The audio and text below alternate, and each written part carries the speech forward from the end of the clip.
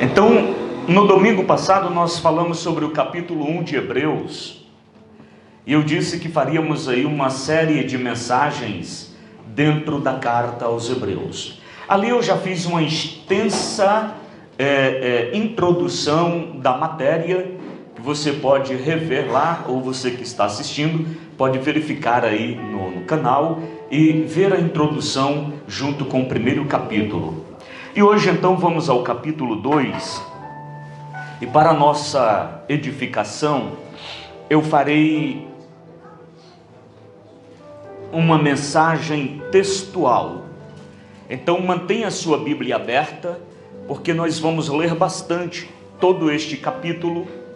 Procurarei ser o mais fiel possível ao texto.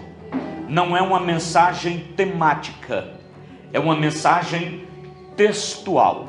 Então vamos analisar aí versículo a versículo ou grupos de versículos dentro desse maravilhoso texto. Eu disse Hebreus capítulo 2, versículo 1 nos diz assim: por isso convém atentarmos mais diligentemente para as coisas que ouvimos, para que em tempo algum nos desviemos delas. Esse primeiro versículo do capítulo 2, ele é na verdade uma continuação do capítulo 1.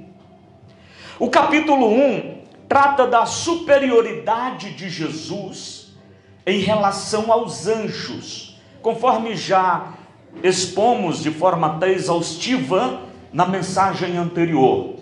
Então no capítulo 1 ele está dizendo: Jesus é superior aos anjos.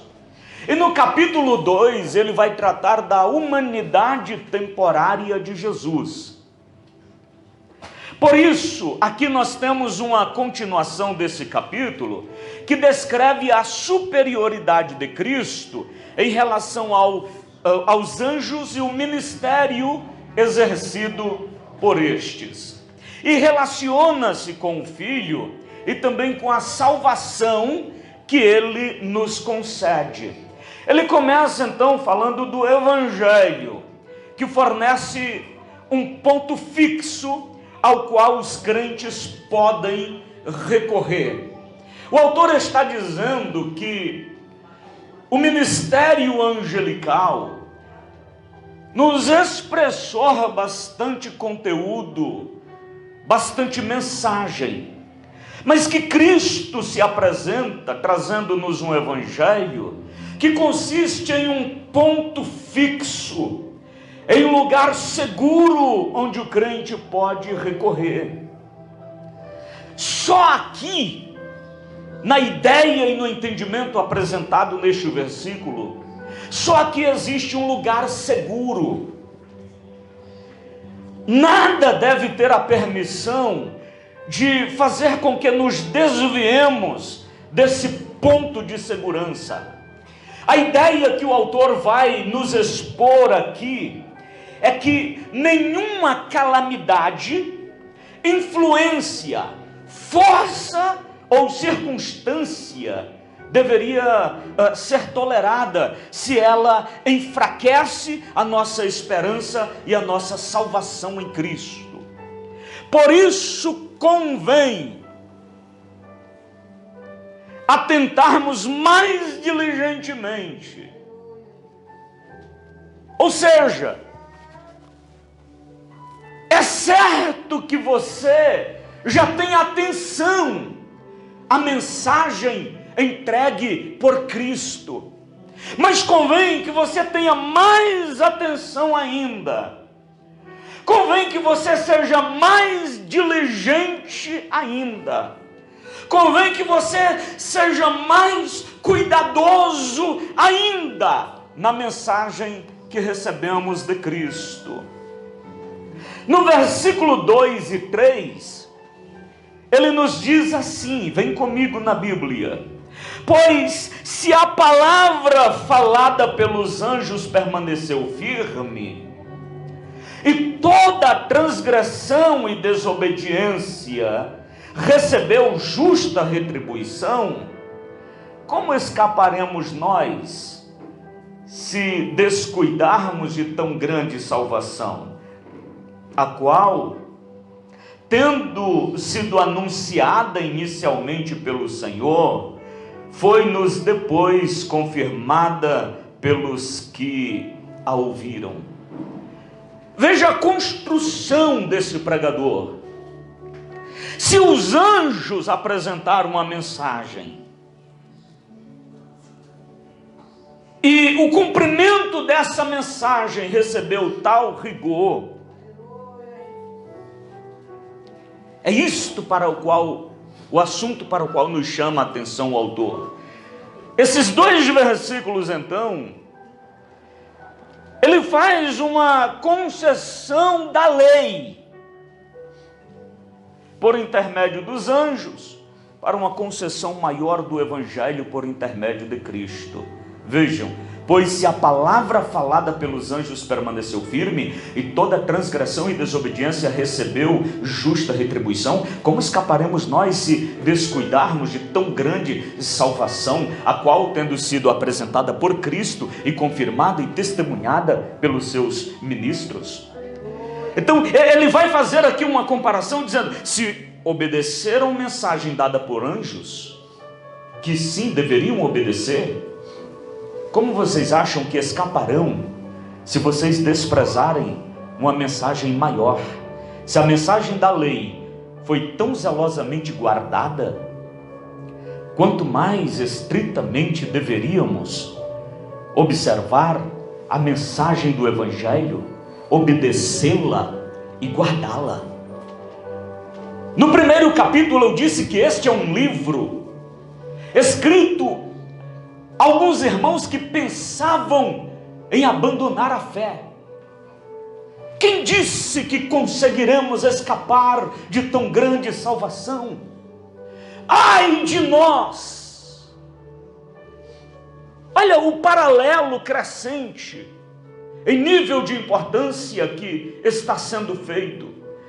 Se mensagem recebida de anjos, referência a momentos da lei, reclamor maior a obediência, e aqueles que não obedeceram foram punidos, vocês acham que desobedecer a mensagem do Calvário, que desonrar o sacrifício de Cristo, lhes deixará impune? Ou não teria maior juízo ainda? E então ficamos sabendo pelo próprio autor, em seu contexto, que o desprezar da mensagem anunciada inicialmente pelo Senhor e depois pelos apóstolos terá consequência como distanciamento eterno ou condenação eterna. Como alguém pode desprezar a mensagem de Cristo? A recomendação bíblica é que nós coloquemos o reino de Deus e a sua justiça em primeiro lugar e depois as demais coisas. Quando nós estamos naquele caminho de retrocesso, de apostasia, a gente vai se afastando do Calvário. O Calvário, a rude cruz, a mensagem da cruz, o Cristo nela crucificado, vai perdendo o seu nível de importância. Nós vamos nos embaraçando com as coisas que são da terra.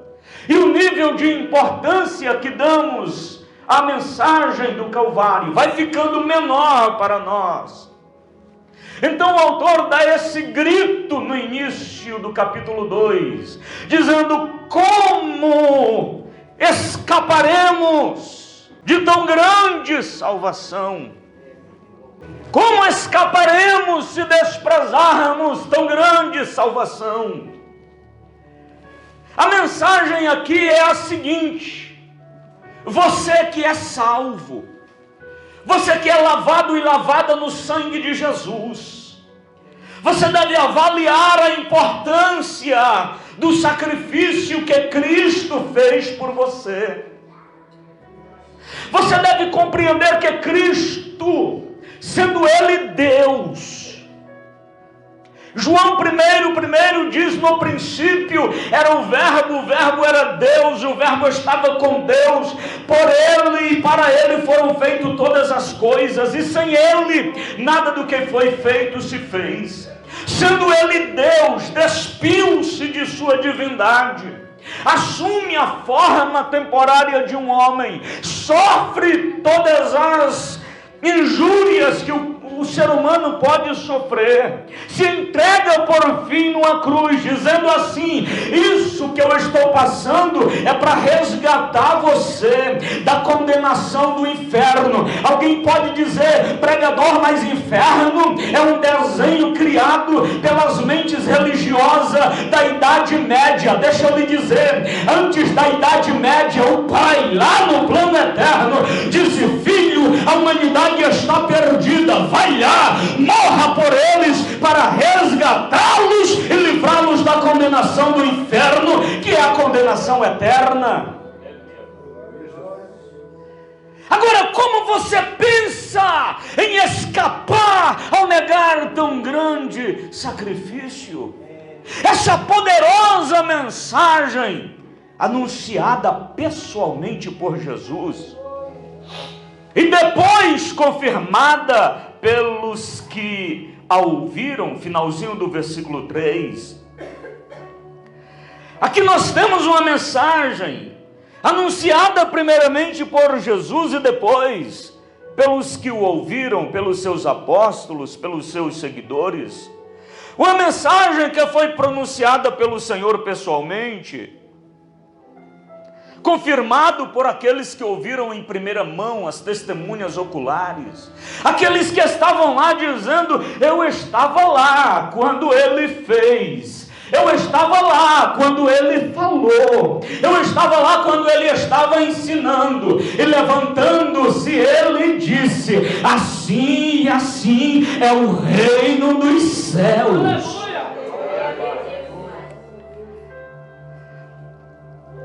Além do mais, o Espírito Santo está com eles confirmando a pregação através da grandiosa obra da redenção, operando salvação, operando a libertação do corpo físico e do espiritual.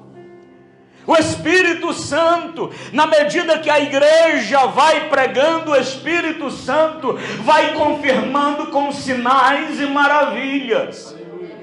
Então o autor está dizendo: acorda, crente. Se outros antes de nós receberam instrução por anjos e precisaram guardar, como vocês acham que escaparemos se nós desprezarmos a mensagem recebida por Jesus, confirmado por seus ouvintes e demonstrado em poder pelo Espírito Santo? Essa mensagem é verdadeira e é digna de toda aceitação.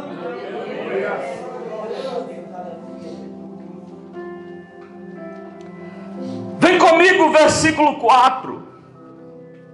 Deus, juntamente com eles, por sinais e prodígios e por múltiplos milagres e dons do Espírito Santo, distribuindo segundo a sua vontade. Ele está dizendo que é mais evidência, a evidência de que este evangelho procede do Senhor, é a manifestação do Espírito Santo, vista e vivida pela igreja. Portanto, essa mensagem de salvação deve ser levada muito a sério, deve ser considerada com muito apreço.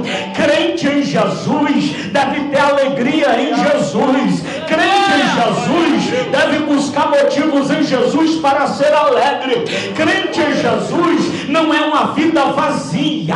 Crente em Jesus não é uma vida sem propósito. Crente em Jesus não é uma vida sem sentido. Crente em Jesus não é uma vida levada pelo vento das adversidades.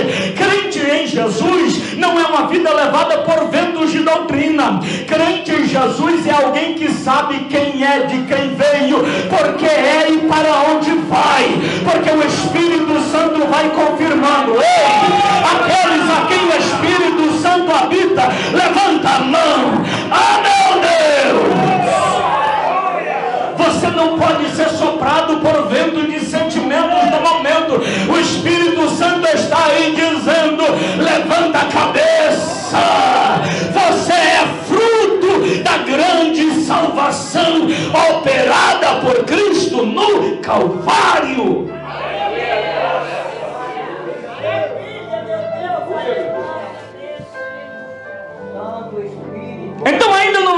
4, tendo proferido a advertência, o escritor volta ao seu argumento teológico, que é o assunto da humanidade de Cristo, centralizado numa frase vista lá no versículo 7, onde ele diz: fizeste-o por um pouco menor que os anjos. Avancemos versículos 5, e aqui nós temos um bloco que trata de uma questão única. Até poderíamos pormenorizar e explanarmos muito mais, mas considero aqui a deixa da estrutura do texto e leremos então do 5 ao 10.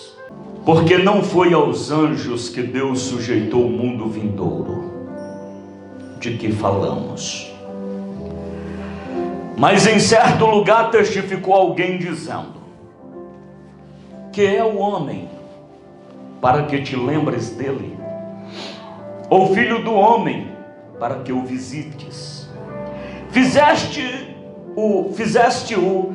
um pouco menor que os anjos. De glória e de honra o coroaste. Todas as coisas lhes sujeitastes debaixo dos pés.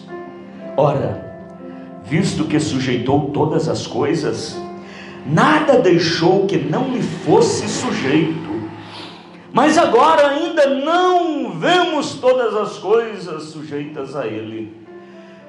Vemos, porém, aquele que foi feito um pouco menor que os anjos, Jesus, coroado de glória e honra, por causa da paixão da morte, para que pela graça de Deus provasse a morte por todos. Porque convinha que aquele para quem são todas as coisas, porque convinha que aquele para quem são todas as coisas, e por meio de quem tudo existe, em trazendo muitos filhos à glória, aperfeiçoasse pelo sofrimento o autor da salvação deles. Glória a Deus, aleluia. Aqui ele está falando da humanidade de Jesus, que por um pouco de tempo foi colocado menor que os anjos, que por um pouco de tempo sofreu como homem, e agora é coroado de glória, e a ele estão sujeitas todas as coisas. Aleluia!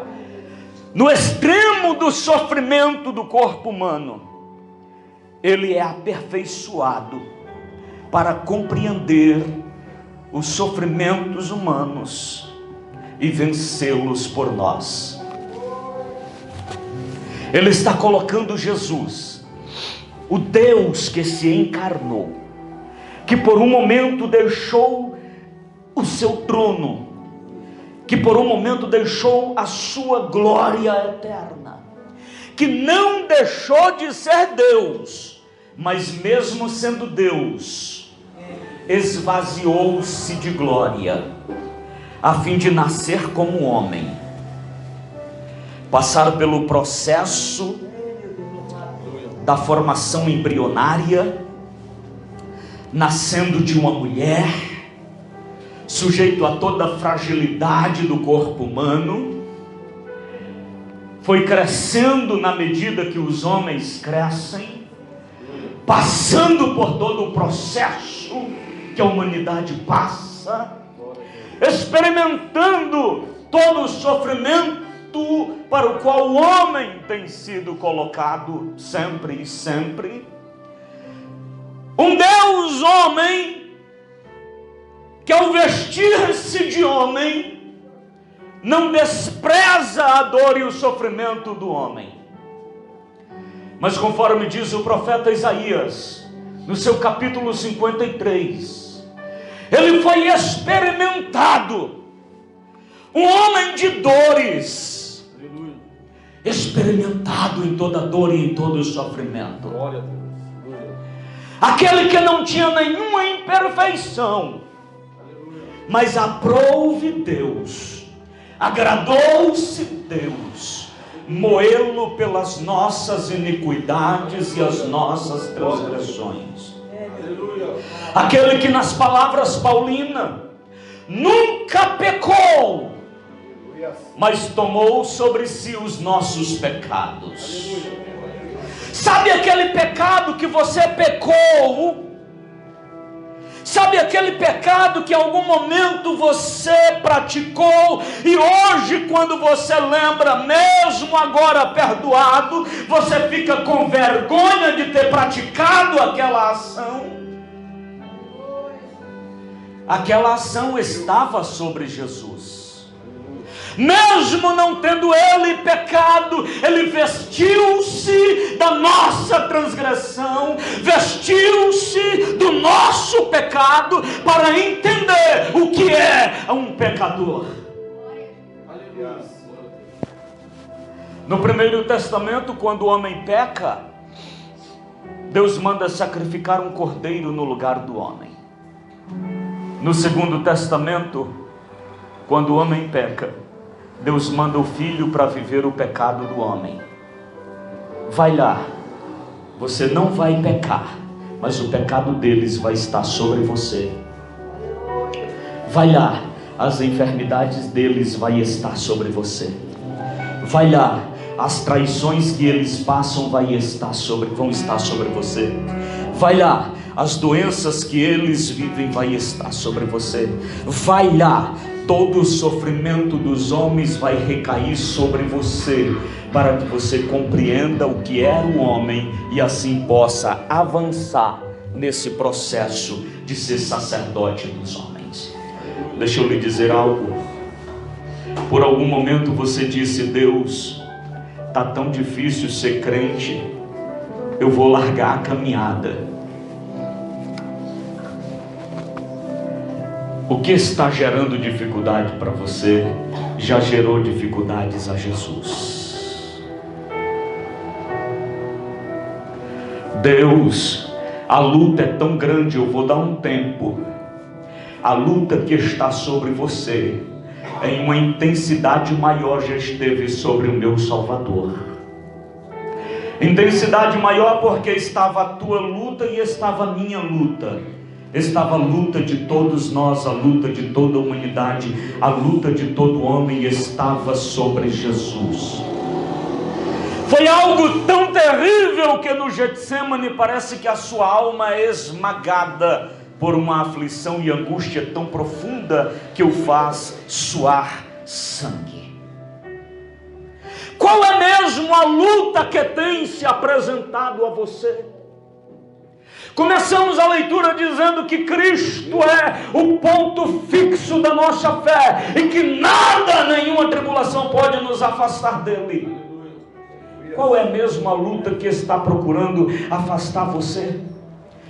Imagine uma embarcação que precisa ancorar nesse lugar seguro. O vento vem, as ondas açoitam, leva o pequeno barco para lá. Mas a todo custo este barco precisa estar ancorado no lugar certo. Ainda que as lutas, que o vento, que as dificuldades, que as tribulações, que as provas, que os desertos, sei lá como você está chamando a luta e os desafios que você tem passado, mas o que quer que seja, não pode tirar você do foco, não pode tirar você do eixo seguro, não pode tirar você do lugar de segurança. O lugar seguro é Jesus, porque quando Satanás se levantar contra você, Jesus já o enfrentou lá na cruz e foi vitorioso. Quando a doença se levantar contra você, ela já se levantou contra Jesus e Jesus foi vitorioso. Quando o desânimo se levantar contra você, ele já se levantou contra Jesus e Jesus já foi vitorioso. Então, pelo sangue de Jesus, não sai de perto do Calvário. Jesus é o lugar seguro para nossa fé. Ore, barai, achai, acamando. ouve. Qual é o vento? Fica onde você está. Jesus já venceu. Aleluia. Glória a Deus. Qual é a prova? Jesus já passou por ela. É que Satanás é tão perverso que ele apronta e dá até aquele sentimento: meu Deus, nunca aprontou para ninguém desse jeito não, porque meu Deus, nem Jó passou pelo que eu estou passando. Você está dizendo isso, pastor, porque não é você que está vivendo a luta que eu estou vivendo. Escute, você não é o primeiro a viver essa luta. Jesus já viveu essa luta por você, um Jesus homem. E o segredo é: não se afasta de Jesus. A vitória de Jesus é a nossa vitória. Eu vou até repetir, eu acho que o microfone falhou. A vitória de Jesus, Jorge, é a nossa vitória. Aleluia! Maravilha, meu Deus, aleluia! Qual é a vitória que vence o mundo? É a nossa fé em Jesus Cristo. Vamos avançar mais um pouquinho. Versículo 11. Versículo 11. Diz-nos assim: pois tanto que santifica, como os que são santificados, ou seja, tanto Jesus como nós que cremos nele. Pois tanto que santifica, como os que são santificados, vêm todos de um só. E por esta causa, ele, Jesus, não se envergonha de lhe chamar irmãos. Ele é o que santifica. Nós somos os por ele santificados. Alguém tem inveja de Abraão, porque Abraão foi chamado amigo de Deus. Mas aqui Jesus disse: chamo você de irmão. E no outro momento ele diz: chamo você de filho.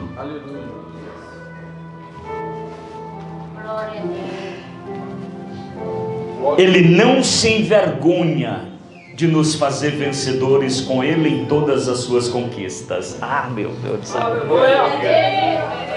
Eu vou repetir isso aqui. Ele, Jesus, não se envergonha de nos fazer com ele vencedores em todas as suas conquistas, de nos tornar santos em sua santidade. O autor está chegando no sacerdócio. Ele está construindo o sacerdote humano Jesus. Então ele diz assim: Alexandre, aleluia, honestamente, pastor Alexandre, se não fosse a graça de Jesus, dava para te chamar de santo? Jeito nenhum. Vou nem perguntar para vocês ou para mim mesmo. Se não fosse a graça de Jesus, ninguém poderia nos chamar de santo. Mas Jesus, em todo o investimento que ele fez por nós, disse assim: tu é meu irmão, a minha vitória é a tua vitória, a minha conquista é a tua conquista, a minha santidade é a tua santidade, porque você está agora justificado na minha justiça, santificado na minha santidade. Então eu vou entrar na presença do Pai e vou levar você junto. Olha a proposta que o grande sacerdote vai fazer agora. Vamos avançar um pouquinho mais para ampliarmos esse entendimento. Versículo 12, dizendo: anunciarei o teu nome a meus irmãos, cantar-te-ei louvores no meio da congregação. Jesus está dizendo assim: Pai, a minha santidade vai ser também a santidade deles. Deles quem? De todos aqueles que acreditaram no meu nome e estão debaixo da minha graça. A minha santidade vai ser a santidade dele. E tem mais, meu Pai, eu vou te adorar em intimidade, mas a intimidade que vou desenvolver contigo vai ser no meio deles. Vem comigo, não dispersa não, vem comigo, Tem coisa grande aqui, Jesus está falando. Jesus está dizendo assim, Thaís: adoração é intimidade. Quem sai para adorar, sai para particular. Jesus está dizendo assim: Pai, quando eu for entrar na tua presença para te adorar, vou trazê-los comigo, e na presença deles eu vou falar do teu nome, na presença deles eu vou te adorar e vou santificá-los na minha santidade. Verso 13, vem comigo na Bíblia. E outra vez, porém nele a minha confiança, e ainda, eis-me aqui, e os filhos que Deus me deu. Então Jesus se apresenta ao Pai, e dizendo: Pai, aqui está o resultado final da minha vitória sobre a cruz. Jesus esvazia-se da sua divindade. Vem aqui embaixo,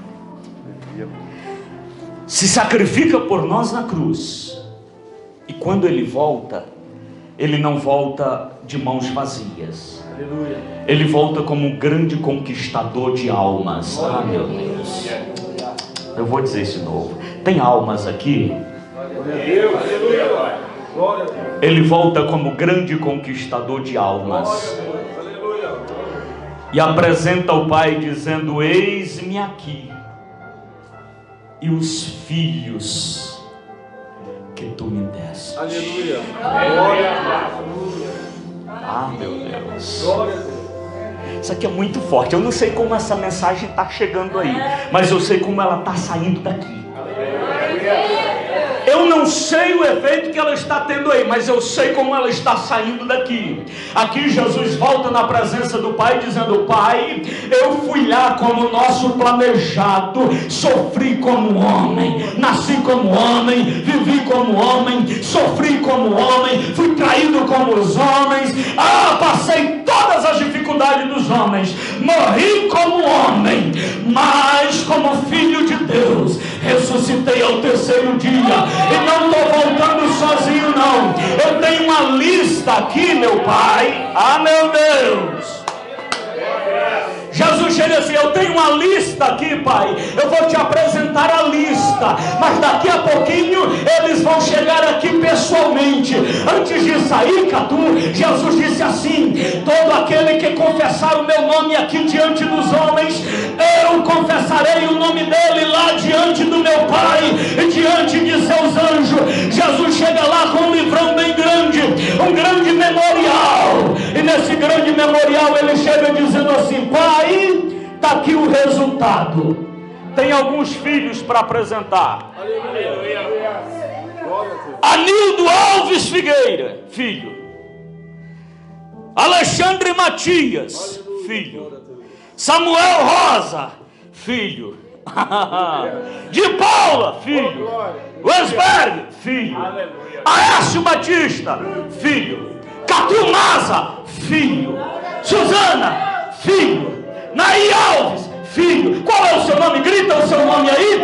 E Jesus diz assim: é filho comprado lá na cruz do Calvário. Ai, a cantori, ai, ai, ah, meu Deus. Louvado seja o grande conquistador das almas, Jesus de Nazaré.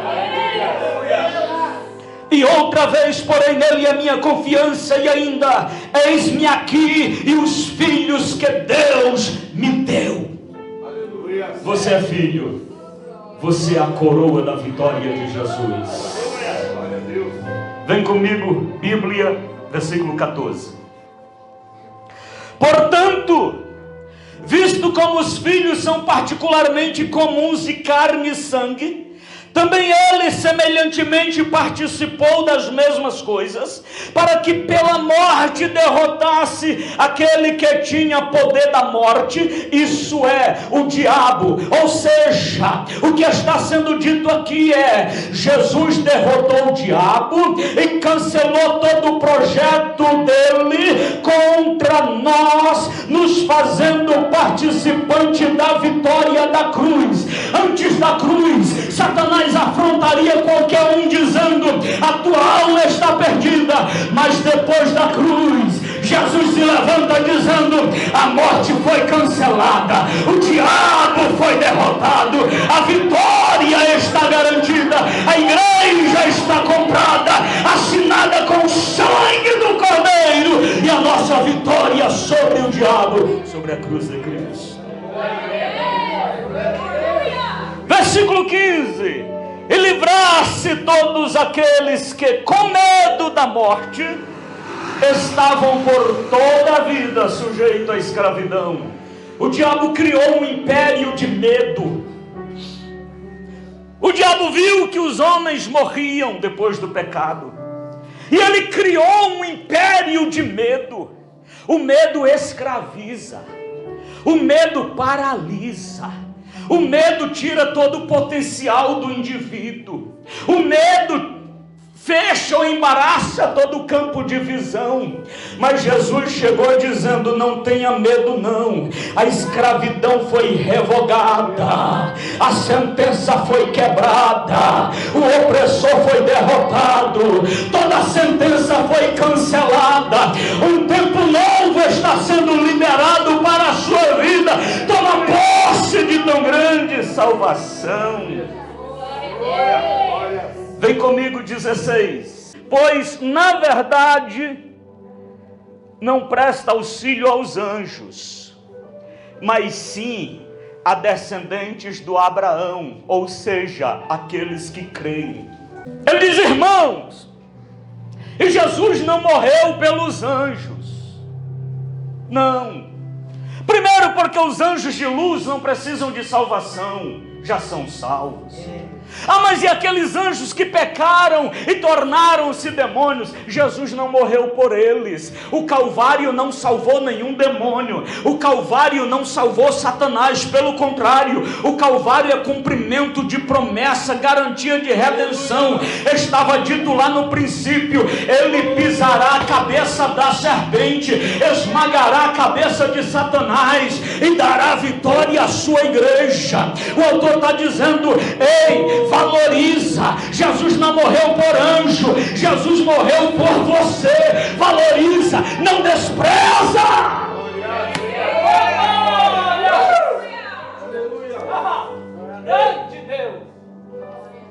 Mas por quem? Pelos filhos de Abraão. Não foi para qualquer homem, potencialmente para todos os homens. Mas onde gera-se o efeito desse sacrifício? Aos filhos de Abraão. Abraão não é pai só de judeu, Abraão é pai dos que creem. É isso que esse mesmo autor vai dizer. Ou seja, a grande obra de Jesus tem validade para o que crer. Eu vou repetir: a grande obra de Jesus tem validade para o que crer. Por isso o autor começa dizendo: não despreza o que ele fez, acredita. Aleluia. Não despreza o que ele fez por você, acredita. Quando a gente despreza, a gente vive uma fé pequena. Quando a gente despreza, a gente vive uma desconfiança. Quando a gente despreza, a gente não valoriza naturalmente. O Senhor está dizendo: valorize mais, se entregue mais, creia mais, viva mais, usufrua mais. Vamos fechar então, vem comigo, versículo 17 e 18. Pelo que convinha que em tudo fosse perfeito, semelhante a seus irmãos, para se tornar um sumo sacerdote misericordioso e fiel nas coisas concernentes a Deus, a fim de fazer propiciação pelos pecados do povo. Porque naquilo que Ele mesmo sendo tentado, padeceu, pode socorrer aos que são tentados.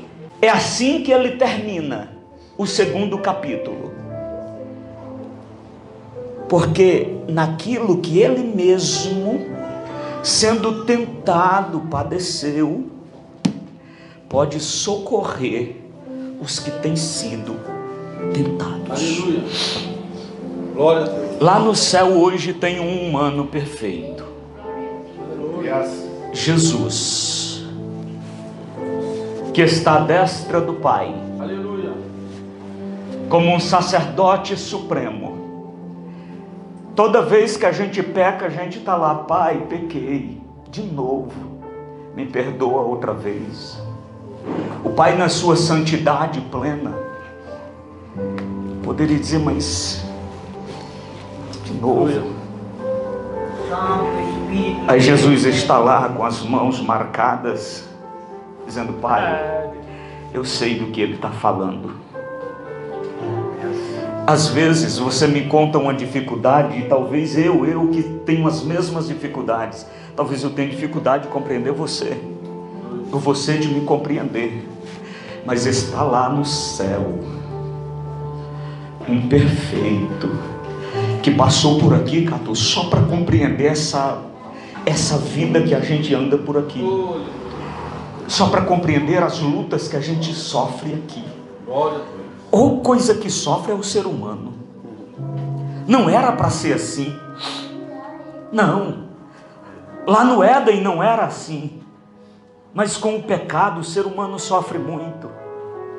Tem uns que na hora do sofrimento resolve até desistir da vida. É porque não conheceu ainda a graça de Cristo. Tem uns até que são pessoas de altar, mas não conheceram a graça de Cristo. Jesus está dizendo assim: não desespera não. Eu sei exatamente o que você está passando. Já passei por isso. Já vivi isso. Já chorei isso. Ele passou por aqui, Samuel, para dizer ao pai: Pai, eu sei do que ele está falando. Pai, lembra lá das minhas agonias lá na terra? Eu sei o que ele está falando. Pai, eu sei o que está tirando o sono dele. Já perdi sono também por causa disso. Pai, eu sei esse medo que está no coração dele, no coração dela. Eu já sofri medo também. Pai, eu sei da dúvida que paira sobre a mente deles. Pai, eu já tive dúvida também. Aleluia. Glória a Deus. Pai, eu sei o que é enfrentar Satanás. Eu já enfrentei também. Ajude-o na sua necessidade. Escute, escute. Eu fecho aqui, fica de pé já comigo. Estou fechando. Meu Jesus. Escute, preste atenção, dobra atenção. Dobra atenção. Irmão João, lá no céu agora, nesse instante, pelas informações que temos no Sagrado Texto, nós temos um propiciatório. O que é o propiciatório? É aquele momento, aquele ambiente em que os sacerdotes jogavam-lhe o sangue do cordeiro pela expiação dos pecados. João nos diz que Jesus é a tampa desse propiciatório. Glória a Deus. Ou seja, continuamente Jesus está diante do Pai, intercedendo por nós. Você não entendeu isso? Aleluia. Jesus está lá, Alexandre, intercedendo pelo Rivail. Aleluia. Está lá intercedendo pelo Alexandre. Aleluia. Está lá intercedendo por você. Está lá dizendo: Pai, ajuda, eu venci por ele. Pai, é difícil a vida dele, mas ajuda, eu vivi como ele.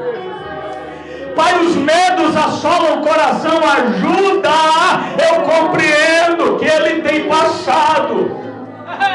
E a todo instante a presença de Jesus aí é um grande lembrete em todo o universo, dizendo assim: Jesus venceu no Calvário, a igreja também é vencedora.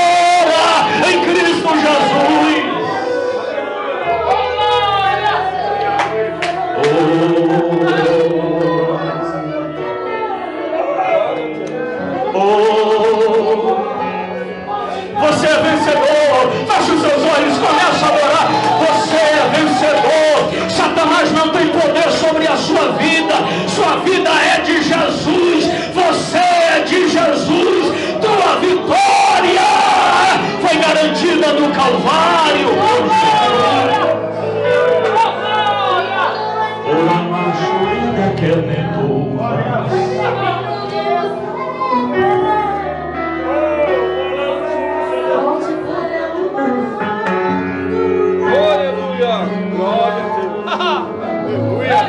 Há uma palavra de segurança. Levante as suas mãos e de olhos fechados.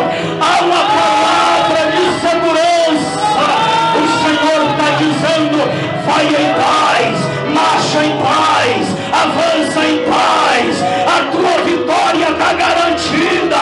Por mais que haja mentira dizendo que tu vai parar, que tu vai cair, que você perdeu, a vitória é garantida no Calvário.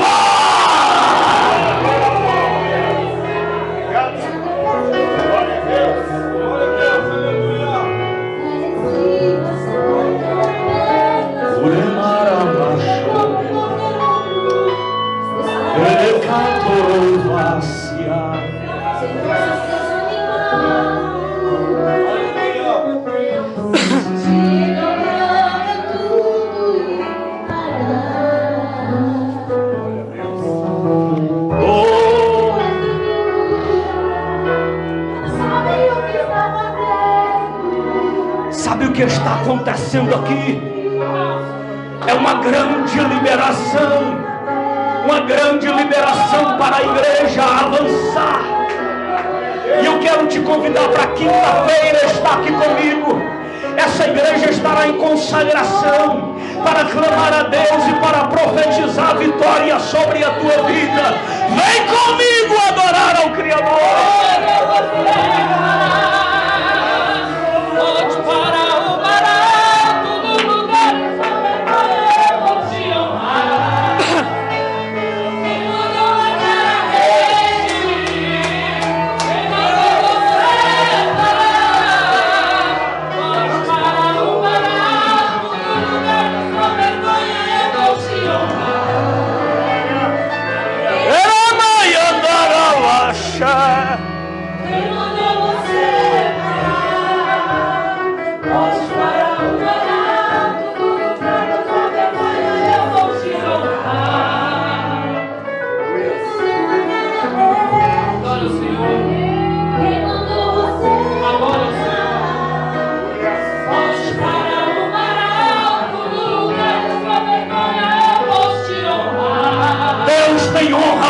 Igreja, quem acredita nisso, levante a sua mão e adore ao Senhor.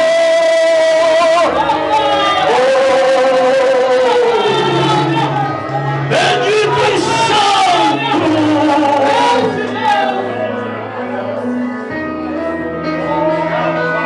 Levante suas mãos em nome de Jesus, no poderoso nome de Jesus.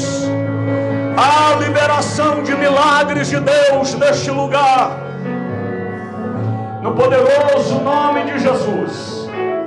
Seja curado agora, da sua cabeça aos seus pés. Haja cura agora. Todo espírito imundo que tem gerado enfermidade e sofrimento, seja queimado no fogo de Deus e repreendido no nome de Jesus. Receba cura no poderoso nome de Jesus. Receba restauração para a sua saúde mental. Toda perturbação em seus pensamentos sejam cancelados. Saúde emocional, no nome de Jesus, seja restaurada. Em nome de Jesus eu profetizo liberação nas suas finanças, nos seus negócios, na sua vida familiar. No nome de Jesus, sua família é restaurada. No nome de Jesus, eu alinho os seus pés agora no Calvário. E todo o poder liberado no sacrifício de Cristo seja liberado sobre a sua vida agora. no poderoso nome de Jesus. No poderoso nome de Jesus. A liberação de Deus para você avançar.